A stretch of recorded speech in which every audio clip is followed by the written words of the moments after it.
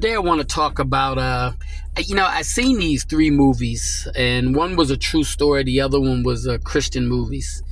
And the movies that I seen, the first one that I seen was, and this was a true story about in Missouri, there was a young 14-year-old boy that drowned, okay, in the ice. Him and his friends was playing on the ice. He fell into all three of them fell into the water. Two of them got out, and he wound up drowning. And when the fire department got there to save him, he was under the water already for over 10, 15 minutes. And so the black fire that went to try to get him, they went to try to rescue him. They kept trying to find him, and they couldn't find him. And so he was getting ready to get out the water, and he heard his platoon officer, his captain, say, "Go back." And so he went back, and as he was taking the pole to try to grab to see where the boy was, he was able to grab the boy and bring him up.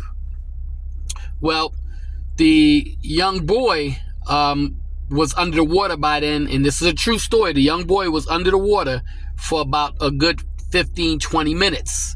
He was pronounced dead, literally dead, because anybody knows most times you in the water, underwater for 15-20 minutes, very rarely you come back to life.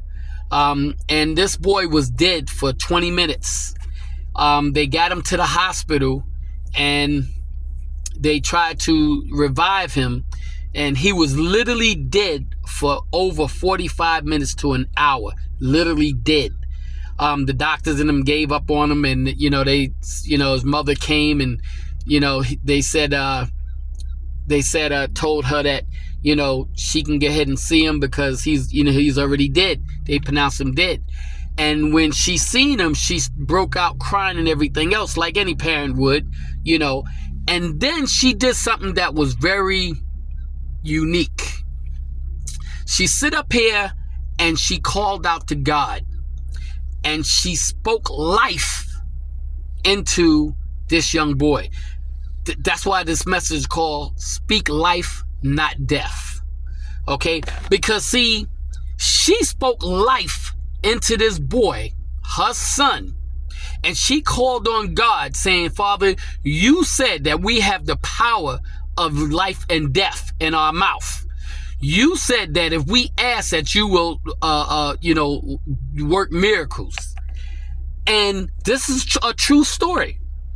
And all of a sudden, when she started praying over this young boy, her son, all of a sudden he started getting a heartbeat.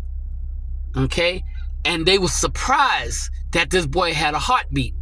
And so they was hoping that they said he wasn't going to make it through the night. Now, the fireman, which is a black gentleman, didn't believe in God. The same man, the same one that found the boy under the water, didn't believe in God.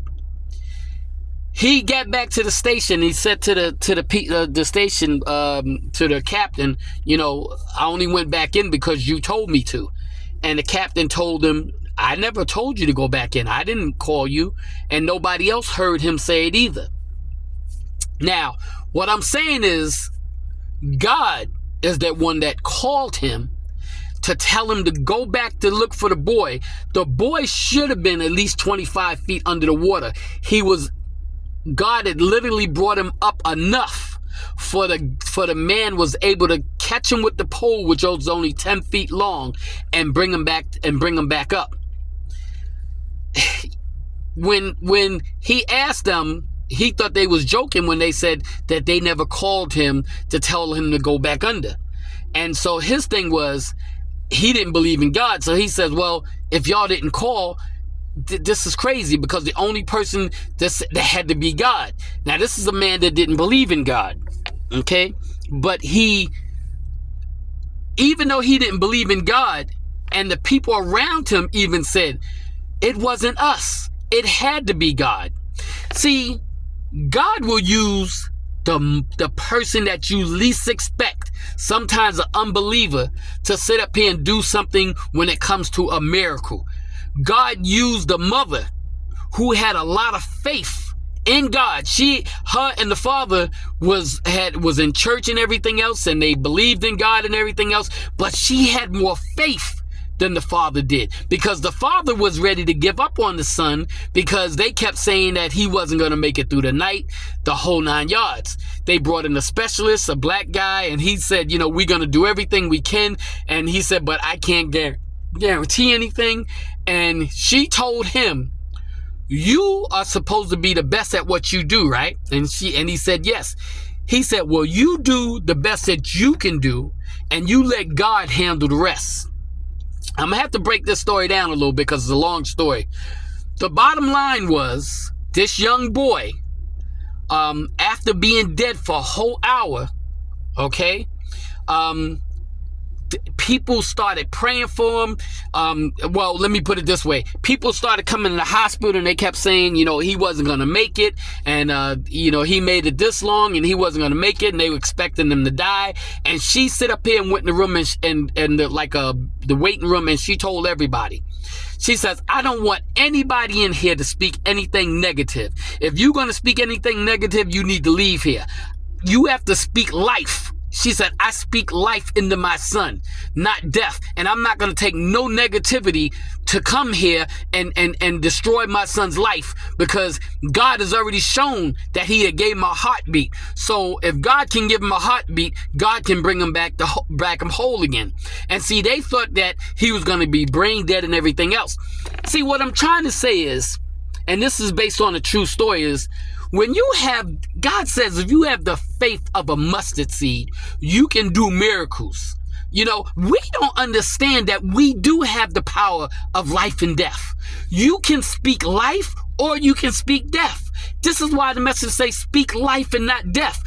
The things that come out of your mouth, okay, is what you're going to get. A lot of people don't get job positions because they speak negativity. You speak in death into your job situation. You have to call those things out because God has given you the power and the tools to call those things out. God has told you, you have the faith of a mustard seed, you can move mountains. Okay, yet and still, we still don't believe that as Christians. We hear this, we know that God can do this, but we don't have the belief that we should have. And this lady had the belief, more than the mustard seed, okay, that brought her son back to life. And in the long run and whatnot, all the whole town and everything came outside the hospital, started praying and everything else and whatnot. This young boy wound up surviving and wound up had no problems or anything else, no brain problems, no nothing. Okay, that's one story that I'm telling you. Then there was another story. And this had to do with a little girl that believed in miracles, okay? And she seen Jesus. And it's crazy because, her grandfather, she used to go to the lake to the grandfather, and she seen Jesus. Well, let me put it this way. A little bird died, and the brother and the girlfriend was up there, and she picked up the bird, and she believed too that if you pray to God, that she can bring this bird back to life again. And the brother and them said, he's dead, he's cold, he's been there for a long time, we'll bury him and everything else. Well, when they came back, okay, the little bird had flown away. They seen the little bird fly away out of her hand, flew away. They was amazed, and they was like, wow, she brought this bird back to life. And she said, don't you see Jesus? And she seen Jesus walking on the water. See, this little girl had faith. And she even said, if you have faith of a mustard seed, you can do anything.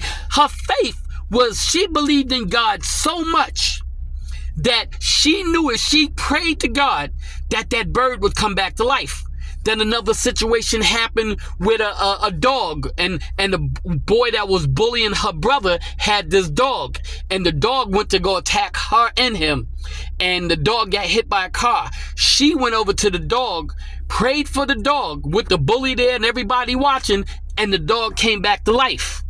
See, what I'm trying to say is, there's nothing that God can't do. But you have to have the faith of a mustard seed. You have to speak life in everything that you do.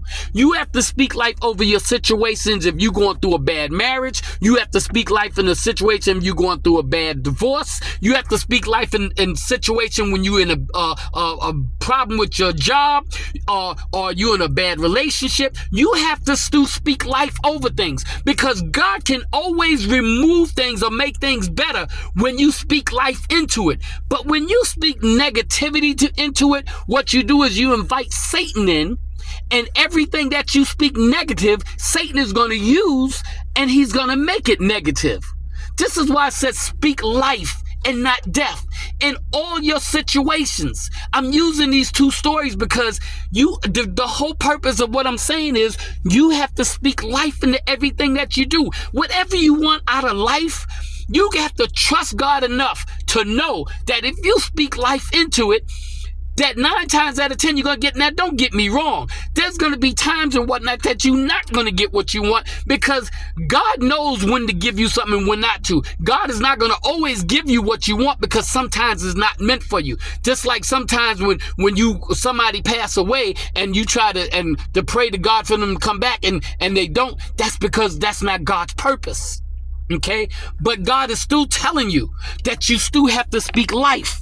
When you speak life over things and whatnot, 9 times out of 10, God will move things. God will make things happen. So you always have to speak life and not death over every situation in your life. And when you do that, you also get closer to God. You trust God more. You understand God more. You know, miracles happen when you speak life. No miracles happen when you speak death. Okay? Because that operates in Satan's realm. But when you speak life, you will see miracles that you never seen before happen in your life. Okay? You will see miracles happen in other people's lives. You know, so you have to speak life over you, your family, your friends, or whatever. You have to speak life. So that's what I'm talking about. This message called Speak Life and Not Death. Because if you want anything out of life, you got to speak life into it and not death. So, Father, I thank you for this message. I know it's kind of a little short message here and whatnot, but I want people to know you have to speak life and not death for everything that we do in life, because that's how you operate, Lord. So we give you all the honor, all the praise, and all the glory in Jesus' name. Amen.